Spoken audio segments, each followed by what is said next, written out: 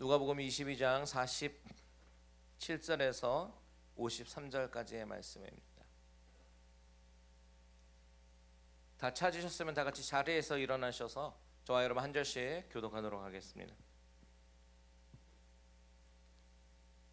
말씀하실 때에 한 무리가 오는데 열둘 중에 하나인 유다라 하는 자가 그들을 앞장서 와서 예수께 입을 맞추려고 가까이 하는지라. 예수께서 이르시되 유다야 내가 입맞춤으로 인자를 파느냐 하시니 그의 주위 사람들이 그 된 일을 보고 여짜오되 주여 우리가 칼로 치리이까 하고 그 중에 한 사람이 대제사장의 종을 쳐 그 오른쪽 귀를 떨어뜨린지라. 예수께서 일러 이르시되 이것까지 참으라 하시고 그 귀를 만져 낫게 하시더라. 예수께서 그 잡으러 온 대제사장들과 성전의 경비대장들과 장로들에게 이르시되 너희가 강도를 잡는 것 같이 검과 몽치를 가지고 나왔느냐. 같이 있습니다. 내가 날마다 너희와 함께 성전에 있을 때에 내가 손을 대지 아니하였도다. 그러나 이제는 너희 때요 어둠의 권세로다 하시더라. 아멘. 다 같이 자리에 앉으시겠습니다. 말씀 나누기 전에 잠깐 기도할게요. 하나님 아버지, 이 시간에 하나님의 말씀이 선포될 때에 하나님 우리 마음속에 내 생각으로 가득 찼던 모든 것들을 잠시 내려놓게 하시고 나의 심령 가운데 하나님의 말씀으로 임재하사 역사하시는 하나님의 권능과 은혜를 경험하게 하여 주시옵소서. 하나님의 말씀으로 우리를 새롭게 하여 주시고 이 말씀을 듣고 또 믿음으로 반응하며 나아가는 귀한 우리 모든 갈릴리 은혜교회 성도님들 다 되어지게 축복하여 주옵소서. 예수 그리스도의 이름으로 기도합니다. 아멘. 자, 지난주 말씀 여러분 기억하실지 모르겠습니다. 겟세마네 동산에서 우리 주님께서 기도하셨어요. 자, 우리가 지난주 그 기도를 통해서 기억해야 될 것은 두 가지입니다. 여러분 두 가지만 기억하시면 돼요. 하나는 뭐냐? 바로 내려놓음이에요. 그 두 번째는 뭐냐? 순종입니다. 주님은 기도하실 때에 하나님 내 뜻이 이겁니다. 내 뜻을 이루어 주옵소서. 주님이 자신의 뜻을 관철시키기 위해서 기도하지 않으셨어요. 우리 주님은 하나님의 뜻에 의해서 하나님의 뜻을 이루어 달라고 기도하셨죠. 두 번째는 순종입니다. 내 기도는 내 뜻을 관철하기 위한 도구가 아니다 라는 이야기를 말씀드렸습니다. 물론 우리가 소원을 아뢰입니다. 기도할 때. 그런데 기도할 때 그것이 내 뜻대로 때로는 이루어지지 않는다고 하더라도 하나님의 더 선하신 뜻을 발견하고 그 선하신 뜻 가운데 나의 뜻을 내려놓은 그것이 바로 주님이 보여주신 기도의 본질이었다라고 말씀드렸어요. 기도의 본질은 뭐냐? 상황이 내가 원하는 대로 변하지 않는다고 하더라도 하나님의 뜻에 순종할 수 있는 그 믿음을 얻는 것이다 라고 말씀을 드렸죠. 그래서 기도의 본질은 바로 내려놓음과 순종이다. 자, 오늘 그래서 본문으로 넘어오시면요, 이제는 주님께 때가 되었습니다. 정말 잡혀서 돌아가실 때가 된 거예요. 그래서 제자들에게 시험에 들지 않게 기도하기를 부탁하셨죠. 그 제자 중에서 하나 가룟 유다가 무리들을 데리고 나타나게 되는데요. 우리 47절을 같이 한번 읽어보도록 하겠습니다. 47절 시작. 말씀하실 때에 한 무리가 오는데 열둘 중에 하나인 유다라 하는 자가 그들을 앞장서 와서. 자, 여러분 이 구절을 잘 보세요. 이 구절 가운데 우리의 가슴을 먹먹하게 하는 단어가 등장합니다. 그것이 무엇입니까? 바로 열둘 중에 하나라는 단어. 열둘 중에 하나. 유다는 예수님의 12 제자 중에 하나였어요. 그것도 예수님의 최측근으로서 3년간 예수님의 모든 행적을 보고 그리고 경험하고 예수님께서 때때로 하셨던 그 말씀을 가장 가까이서 귀 기울여 드렸던 제자가 바로 유다였다라는 겁니다. 그런데 그 사람이 지금 배반의 자리에 서 있습니다. 지금 이 제자는요, 어둠의 권세에 사로잡혀 있어요. 53절을 먼저 보시면 이런 표현이 나오죠. 내가 날마다 너희와 함께 성전에 있을 때에 내게 손을 대지 아니하였도다. 그러나 이제는 너희 때요 어둠의 권세로다 하시더라. 지금 주님께서 대제사장들과 장로들에게 하시는 말씀인데요, 그동안 사람들이 많이 있었던 성전과 광장에서는 이 사람들이 예수님께 감히 접근하지 못했습니다. 왜 그렇습니까? 사람들의 시선이 있으니까요. 사람들의 시선을 의식하는 그런 위선자였으니까요. 이 사람들의 가장 큰 관심사는 기득권인데 여론이 몰리면 가장 위험하거든요. 그러니까 사람들이 우글우글 있을 때에 가만히 있다가 사람들이 다 자는 캄캄한 밤 새벽에 횃불을 들고 나타나는 거예요. 이게 바로 어둠의 권세의 특징이기 때문에 그렇습니다. 여러분, 어둠은요 빛을 두려워합니다. 모든 것이 환히 밝게 드러나니까요 빛이 싫어요. 그래서 사람들의 활동이 가장 적고 다들 피곤해서 잠들 때에 어둠의 세력은 그때가 기회다 싶어가지고 더 활발하게 활동하죠. 지금 유다는요 예수님의 제자였지만 12 중에 하나였지만 어둠의 자리를 선택했습니다. 어둠의 권세에 편승하기로 작정했어요. 근데 여러분, 이 장면이 상당히 아이러니하죠. 요한복음 1장 9절과 10절 한번 보십시오. 참빛 곧 세상에 와서 각 사람에게 비추는 빛이 있었나니 그가 세상에 계셨으며 세상은 그로 말미암아 지은 바 되었으되 세상이 그를 알지 못하였고. 여기서 요한이 소개하는 이 참빛이 누구입니까, 여러분? 예수님이에요. 예수님이에요. 그러니까 예수님은 진정한 이 세상의 빛으로 오신 분이시다라고 사도 요한은 증거하고 있는 겁니다. 그런데 세상은 그를 알아보지 못해요. 그렇죠? 오늘 본문의 장면, 진짜 빛을 알아보지 못하고 참빛이신데 참빛을 잡으러 온 횃불을 들고 온 사람들, 이 장면이 너무 아이러니하잖아요. 참빛이 있는데 횃불을 들고 와서 그 빛을 잡으려고 하고 있어요. 여러분, 이것이 바로 우둔하고 죄 많은 인간의 모습입니다. 이 어둠의 세력 가운데 있는 죄인들의 어리석음이에요. 눈이 있어도 보지 못하고 귀가 있어도 듣지 못하는 그런 죄인의 한계점이라는 겁니다. 그런데 가룟 유다가 바로 그랬어요. 가룟 유다, 예수님의 제자인데. 정말 안타까운 것이 예수님께서 천국 복음을 선포하실 때 그 말씀을 직접 들었습니다. 우리도 예수님의 말씀을 직접 들을 수 있었으면 얼마나 좋았을까요? 그런데 그 제자는 직접 들었어요. 예수님께서 병자를 일으켜 세우시고 죽은 자를 살리셨던 그 기적의 현장에서 직접 그 두 눈으로 바라보았습니다. 그런데 그의 영적인 눈이 가려져 있었고 귀가 있어도 듣지 못하는 그런 영적인 어둠의 사람이었다. 가장 측근이었는데, 가장 측근이어도 예수님에 대해서 많이 알아도요 은혜가 없으니까, 은혜를 경험하지 못하니까 참빛을 알아보지 못하고 횃불을 들고 나타나서는 배신의 자리에 서게 됩니다. 여러분, 여기서 우리는 한 가지 교훈을 발견합니다. 예수님을 따라가는 모양이 우리를 구원하지 못한다라는 사실. 즉, 종교인의 모양이, 제자의 모습이 우리를 구원하지 못한다.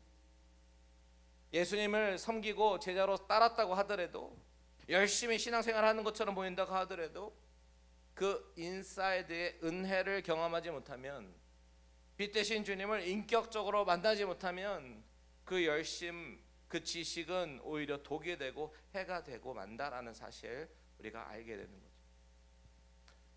여러분, 도올 김용옥이라는 사람 잘 아실 겁니다. 이분 정말 공부 많이 하신 분이에요.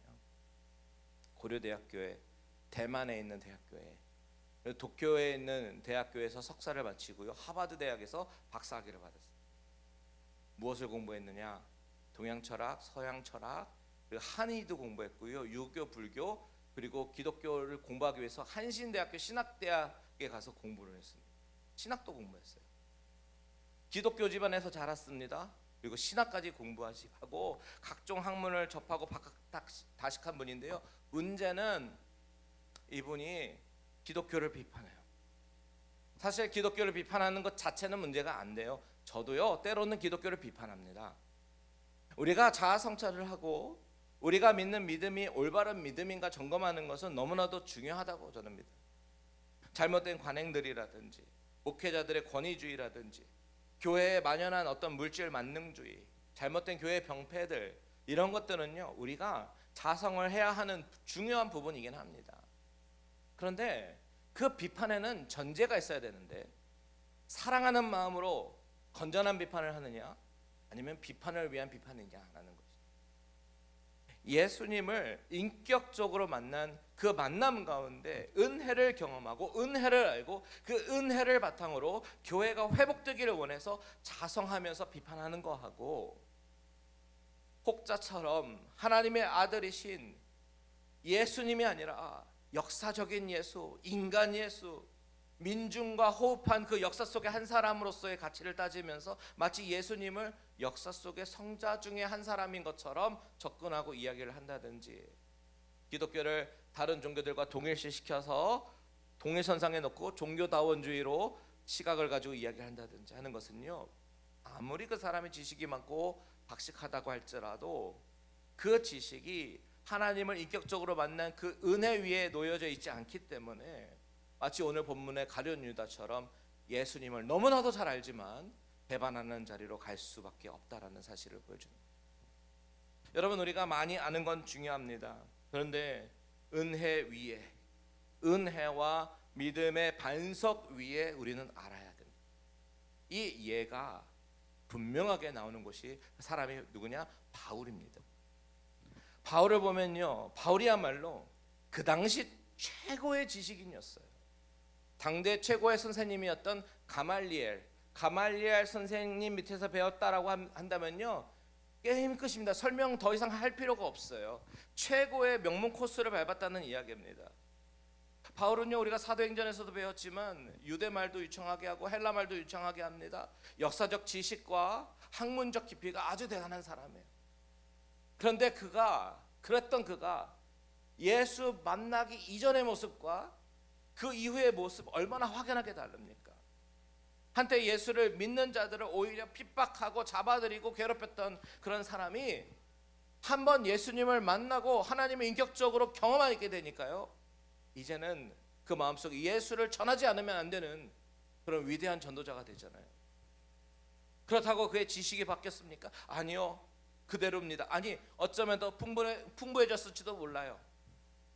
이렇게 이성으로만 아는 거하고 인격적인 만남과 은혜를 경험하고 그 위에 지식으로 세워나가는 것과는 확연하게 다르다라는 겁니다. 제가 좀 말이 길어지긴 했는데, 가룟 유다는요, 예수님에 대해서는 너무나도 잘 알던 사람이었어요. 그렇지만 그 암과 지식에 바울이 경험한 것 같은 어떤 인격적인 만남과 그런 은혜를 경험하지 못하니까요, 어둠의 세력과 손을 잡고 예수님을 배반하는 그 자리에 서게 된다라는 거죠. 여러분, 저는 우리 갈릴리 은혜교회 모든 성도님들이요, 예수님을 지식적으로가 아니라 은혜로 만나게 되시기를 주님의 이름으로 축원드립니다. 무지성으로 무조건 믿자는 이야기 아니고요, 하나님을 알되 힘써 알고 이 성경 말씀 속에서 은혜를 경험하시는 저와 여러분들 되시기를 주님의 이름으로 축원드립니다. 자, 오늘 본문 48절에 보면 가룟 유다가 예수님께 다가와서 입을 맞추려고 가까이 오죠. 근데 이것이 사전에 맞춘 신호예요. 마가복음 14장에 잘 나와 있습니다. 44절 보십시오. 예수를 파는 자가 이미 그들과 군호를 짜 이르되 내가 입 맞추는 자가 그이니 그를 잡아 단단히 끌어가라 하였는지라. 이미 뭘 짰대요? 군호를 짰대요. 신호를 짰다는 겁니다. 시그널. 내가 입을 맞추면 바로 그가 예수니 잡아가라. 이미 말을 맞춰놨다는 거예요. 여러분, 예수님이 유다의 의도를 모르셨을까요? 다 알고 계셨죠. 예수님은 유다가 왜 무리와 함께 왔는지, 그가 왜 입맞춤을 하려고 하는지 다 아시고 계셨습니다. 물론 당시의 문화로 봤을 때 입맞춤이라고 하는 것은요, 존경과 사랑을 담아서 입을 맞춰 인사하는 문화가 있었던 건 맞아요. 하지만 유다는 그 존경의 행위로 예수님을 팔아넘길 술책으로 사용했어요. 그래서 예수님이 이렇게 말씀하시는 겁니다. 48절 중반절 보시면 유다야, 내가 입맞춤으로 인자를 파느냐. 여러분, 만일 어떤 사람이 나에 대해서, 내 자신에 대해서 안 좋은 말을 퍼뜨리고 다니고 사실도 아닌 일들을 가지고 뒤에서 험담하고 다니는 사람이 있다고 쳐요. 그리고 내가 어찌어찌해서 그것을 다 듣고 알았습니다. 저 사람이 나를 흉보고 다니는구나, 나를 험담하는구나 알았습니다. 그런데 그 사람이 마치 아무렇지도 않은 듯 다가와서 웃으면서 손을 내밀면서 악수하자고 한다면 마음이 얼마나 씁쓸하겠습니까? 바로 예수님이 바로 그 심정이라는 거죠. 다 아시는데 마태복음 26장 49절 보세요. 곧 예수께 나와 랍비여 안녕하시옵니까 하고 입을 맞추, 너무나도 태연하게 안녕하십니까 인사를 하는 거죠. 너무나도 자연스럽게 친밀하게 인사를 건넵니다. 유다는 대제사장들과 장로들 앞에서 여러분 바로 이 사람입니다, 이 사람이 바로 예수입니다 이렇게 얘기할 수 있었어요. 그런데 그렇게 하지 않습니다. 너무나 자연스럽게 작전을 짜고요, 예수님께 다가와 인사를 하고요, 입맞춤을 하는 겁니다. 왜 이렇게 복잡하게 행동을 하는 걸까요? 유다가 이 종교 지도자들과 손을 잡고 예수님을 팔아 넘기려고 하는 그런 계획을 했다라고 하는 이 사실을 예수님은 알았지만 다른 제자들 11명은 몰랐잖아요. 그 제자들 앞에서 유다는 나는 예수님이 잡혀가는 것과는 전혀 무관한 사람이야 이렇게 행동하려고 했던 것이죠. 너무나도 사악한 배신자입니다. 그래서 그런지 복음서 저자 중에서 마태하고 마가복음의 기록에는요, 유다를 가리켜 유다라고 이름을 부르지 않아요. 뭐라고 얘기하냐면 예수를 파는 자라고 소개합니다. 이렇게 유다가 입을 맞추고 군인들이 예수님을 체포하기 시작하니까요, 어떻게 되겠어요? 그 겟세마네 동산은 아수라장이 되겠죠. 너무나도 어수선하게 되겠죠. 49절에서 50절 한번 보겠습니다. 49절 50절 시작. 그의 주위 사람들이 그 된 일을 보고 여짜오되 주여 우리가 칼로 치리이까 하고 그 중에 한 사람이 대제사장의 종을 쳐 그 오른쪽 귀를 떨어뜨린지라. 갑자기 분위기가 어수선해지고 살벌해지더니 제자 중에 한 사람, 우리가 베드로라고 알고 있죠, 칼을 빼어드는 겁니다. 그리고 칼을 휘두릅니다. 그리고 그러다가 대제사장의 종의 오른쪽 귀를 떨어뜨려요. 이 사람의 이름은 말고라고 요한복음에 이야기하고 있는데 도대체 갑자기 무슨 일이 일어나는 거예요? 정확하게 일어난 사건을 알기 위해서는요, 우리가 마태복음도 살펴봐야 되고 요한복음도 같이 좀 살펴봐서 조각 그림을 맞춰가듯이 우리가 살펴보면 좋을 것 같아요. 먼저 마태복음 26장 49절을 보시면 유다는 예수님께 선생님 안녕하십니까 하면서 위선의 인사와 입맞춤을 합니다. 바로 그때 예수님께서 뭐라고 대답하시냐면 50절에 친구여 내가 무엇을 하려고 왔는지 행하라. 자기를 팔려온 유다를 뭐라고 부르시죠? 친구라고 부르셔요. 유다가 무엇을 하려고 왔는지 정확하게 아시는 분이 그를 친구라고 부르시는 거예요. 그러면서 무엇을 하려고 왔는지 행하라 허락하십니다. 그러니까 바로 그때 무리들이 예수님께 손을 대어 잡습니다. 이것이 마태복음의 기록이에요. 그런데 예수님이 체포가 되니까 제자들이 칼을 빼들기 시작합니다. 그렇다면 여러분, 이 상황 가운데 우리의 질문이 뭐냐? 왜 예수님 모든 상황 다 아셨는데 유다에게 하려는 일을 해라 라고 그렇게 말씀하셨을까? 다 아셨는데 주님은 지금 그러면 자포자기를 하신 건가? 아니면 이제 순종하기로 작정하셨으니 어쩔 수 없이 끌려가기를 선택하신 건가? 여러분, 우리는 주님의 정확한 의도를 알기 위해서 요한복음도 같이 봐야 합니다. 요한복음 18장 3절부터예요. 유다가 군대와 대제사장들과 바리새인들에게서 얻은 아랫사람들을 데리고 등과 횃불과 무기를 가지고 그리로 오는지라. 예수께서 그 당할 일을 다 아시고 나와 이르시되 너희가 누구를 찾느냐? 대답하되 나사렛 예수라 하거늘 이르시되 내가 그니라 하시니라. 그를 파는 유다도 그들과 함께 섰더라. 6절은 같이 읽습니다. 시작. 예수께서 그들에게 내가 그니라 하실 때에 그들이 물러가서 땅에 엎드려지니라.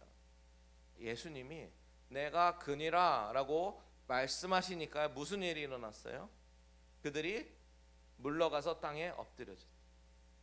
이거는요, 옛날 사극에서 임금들 앞에서 신하들이 막 종종 뒤로 걸어가면서 퇴장하는 그런 느낌이 아니에요. 여기서 쓰인 이 원어는요, 의미는 스스로 뒤로 물러간 것이 아니라 어떤 힘에 밀려서 힘을 잃고 넘어지는 그런 장면을 묘사하는 겁니다. 예수님의 권위 앞에 순간적으로 무너지는 장면이라는 거예요. 그러니까 예수님은요, 힘이 없어서 잡히신 것이 아니라는 이야기죠. 근데 여기서 더 중요한 것은 사람들이 언제 자빠졌냐라는 그 시점이에요. 예수님께서 뭐라고 말씀하실 때? 내가 그니라. 예전에 요한복음 강의하실 때 혹시 기억나시는 분이 계실지도 모르겠어요. 요한복음에서 신학적으로 중요한 흐름과 맥락이 있었는데 그 중에 하나가 에고 에임이에요. 나는 무엇이다. I am. 에고는 I고 에이미는 비동사였잖아요. am. 이 에고 에이미가 7번이나 사실 더 쓰이는데요. 가장 중요하게 7번을 통해서 나는 무엇이다 라고 요한은 계속해서 설명했습니다. 나는 생명의 떡이다. 나는 세상의 빛이다. 나는 양의 문이다. 나는 선한 목자다. 부활이요 생명이다. 길이요 진리고 생명이다. 참포도나무다. 이렇게 요한은 에고 에이미를 사용하면서 예수님의 정체성을 드러냈는데, 왜 이게 신학적으로 중요하냐면요, 약간 어려운 말로 하나님의 자기 현현이기 때문에 그래요. 자기 현현 하나님께서 스스로 드러내시는 장면이다라는 거죠. 어느 장면하고 유사합니까? 출애굽기요. 출애굽기 모세가 가시덤불 앞에서 하나님 만날 때 하나님께서 가시덤불 안에서 뭐라고 말씀하셔요? I am who I am. 나는 스스로 있는 자다라고 말씀하시잖아요. 이처럼 하나님은 스스로 자신을 말씀하실 때 I am. 나는 어떤 사람이다. 어떤 존재다라고 말씀하시죠. 이처럼 예수님을 잡으러 온 사람들 앞에서 예수님은 자신의 정체성을 드러내기 시작하는데 I am. 나는 그다. 라고 얘기하는 거죠. 내가 그다. 이것을 요한은 일부러 에고 에이미를 쓰면서 신학적으로 기록하고 있는 장면이 바로 요한복음 18장의 기록이라는 거죠. 결국 예수님의 체포는 뭐예요? 힘이 없어서 굴복하신 것이 아니에요. 능력이 없어서 결박당하신 것이 아닙니다. 제자에게 속아서 잡혀간 것도 아니라는 겁니다. 예수님이 유다와 그 무리에게 원하는 대로 하라라고 허락하신 것은 바로 그것이 아버지의 뜻임을 알았기 때문에, 그 아버지의 뜻대로 되기를 원하셨던 순종이었다는, 아버지의 뜻대로 아버지가 창세전에 예배하신 많은 사람들의 그 죄에 대한 그 진노의 잔을 예수님이 대신 테이킹하시기 위해서 예수님은 신문당하는 길을 선택하셨고, 고통당하는 길, 십자가에 달려서 피를 흘리는 그 길을 선택하셨고, 부활하셔서 자기를 믿는 모든 사람들에게 새 생명을 주시는 그런 길과 진리와 생명이 되시는 주님의 길로 나아가신 것이죠. 자발적으로 허락하신 거예요. 자신을 내어주신 겁니다. 그렇기 때문에 예수님이 오늘 본문에서 주님은 대제사장의 종 말고의 길을 자른 베드로에게 뭐라고 말씀하시죠? 51절 같이 한번 읽어볼게요. 시작. 예수께서 일러 이르시되 이것까지 참으라 하시고 그 길을 만져 낫게 하시더라. 이것까지 참으라. 이것까지 참으라. 자신의 화와 분노를 이기지 못해서요, 칼을 들고 휘두른 베드로를 향해서 베드로야, 이것까지 참아야 된다. 이것까지 참아야 된다라고 하는 것은 정말 예수님을 사랑한다면 예수님을 대신해서 칼로 맞서는 것이 방법이 아니라 예수님이 보여주신 인내, 예수님이 보여주신 그 순종으로 가는 십자가의 길, 이 길을 따라가는 것이 바로 예수님을 사랑하는 길이다라는 것을 가르쳐주고 계십니다. 여러분, 우리는 어떻습니까? 순간순간 솟구쳐 올라오는 분노와 나의 감정을 주체하지 못할 때가 많이 있지는 않습니까? 저도요, 이것을 참 힘들어하는 사람 중에 한 명입니다. 순간 올라오는 분노를 참기 어려워합니다. 특별히 나에게 있지도 않은 일, 하지도 않은 일에 대해서 오해를 받고 억울한 일을 당할 때에 참 많은 상처와 분노가 있어요. 그런데 예수님을 따르는 길은 예수님께서 친히 경험하셨던 배신의 고통, 오해와 분노로부터 그것까지 참고 인내하는 것이 예수님을 따르는 길이다라고 주님은 말씀하고 계시는 거예요. 내 인격은 형편없지만 예수님을 따르는 사람이라면 분노를 분노로 표현하기보다는 이것까지 참으라, 그 말씀을 기억하면서 칼을 다시 칼집에 도로 꼽아 넣는 것이 제자의 길이다라고 말씀하십니다. 신이신 하나님인데, 신이신 하나님이 자신의 능력을 드러내지 않고 포기하신 것처럼 그 길이 아버지의 뜻이라면 순종하게 해달라고 기도하면서 순종의 길로 나아가 주셨던 것처럼 주님이 저와 여러분에게 요구하시는 것은 바로 그 십자가의 길을 요구하시는 거예요. 그런데 내 힘과 내 의지로 어렵습니다. 그래서 겟세마네의 기도가 없었다면요, 우리는 감당할 수 없을 거예요. 겟세마네의 기도가 있어야지 감당할 수 있는 것이 바로 예수의 길이고 십자가의 길이라는 것이죠. 주님 가신 길을 따라 우리는 오늘도 부족하지만 오늘 하루를 용기 내어서 걸어보기로 작정하는 것은 어떨까요? 내가 내 자신을 바라볼 때 분노와 억울함이 있을 때 그것을 내려놓고 포기하고 또 예수의 길을, 하나님의 뜻을, 아버지의 뜻을 구하면서 포기하는, 순종하는 길이 정말로 어렵지만 그럼에도 불구하고 한번 용기 내어 보시지 않으시겠습니까? 기도의 본질은 뭐예요? 상황을 바꾸려고 하는 시도가 아니라 기도의 본질은 순종할 믿음을 주옵소서, 이거라고 말씀드렸잖아요. 이처럼 예수님은 겟세마네 동산에 기도가 있었기에 모든 것을 다 허용하시고 아시면서도 억울하시면서도 끌려가셨던 것처럼 겟세마네 기도의 자리 같은 그 자리로 저와 여러분을 이끄시는 거예요. 그리고 기도하라, 시험에 들지 않도록 기도하라 라고 말씀하시고, 그리고 제자들이 가야 할 길은 바로 이런 길이란다 라고 말씀하시는 거죠. 여러분, 내 자신은 너무나도 부족하고 연약하지만 때로는 분노를 이기기 너무나도 어려운 그런 스트러글과 아픔이 우리에게 있지만 그럼에도 불구하고 예수님께서 먼저 보여주신 이 길을 바라보면서 이 사순절 기간 가운데 내 자아를 내려놓고 아버지의 뜻을 구하면서 아버지의 뜻을 순종으로 나아가기로 작정하는 저와 여러분들 되시기를 주님의 이름으로 축원드립니다. 기도하겠습니다.